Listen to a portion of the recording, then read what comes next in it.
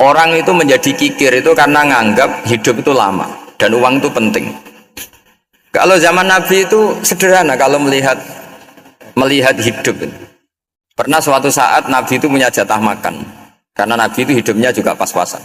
Jadi Nabi itu unik. Beliau di satu sisi kaya raya, bisa ngurmat Abu Hurairah, Ammar, Suhaib. Ashabu Sufa itu dirawat Nabi semua. Itu kan kaya, bisa ngerawat sekian orang.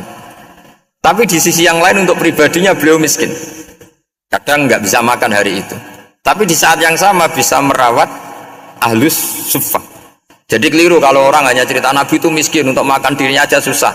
Itu keliru. Kelirunya kalau tidak diteruskan, tapi Nabi mampu menghidupi Ahlus Sufa.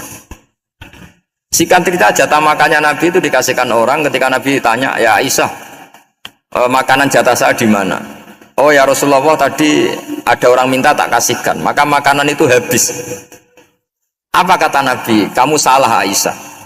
Yang kamu kasihkan itu justru yang masih. Ya, yang kamu kasihkan itu justru yang masih. Sehingga Nabi menganggap, makanya Nabi terus ngendikan. Ya kalau mukhatabnya lelaki ya kira-kira begini. Wa hal laka min malika illa ma akalta fa afnaita wa labista fa ablaita. Terus hanya wa tasaddaqta fa abqaita, kata Nabi. Harta kamu ya kamu makan kemudian ke WC jadi kotoran, atau punya pakaian mewah nanti rusak, wa tasaddaqta fa abqaita. Ada yang kamu sedekahkan yaitu yang abadi sampai akhir. Sehingga banyak pengusaha yang mencintai saya setelah tak ajari hadis itu, misalnya punya uang 1 miliar karena dia spekulan atau pedagang rawan bangkrut, disedekahkan ke masjid 50 juta, yaitu yang abadi. Jadi kalau suatu saat bangkrut, dia masih punya uang 50 juta di akhirat. Jadi Nabi itu mengajari sedekah itu apa? Ya sedekah itu pengabadian uang. Kalau kita kan enggak, bilang sedekah itu nguras uang. Itu pikirannya setan, dan pikirannya orang Islam.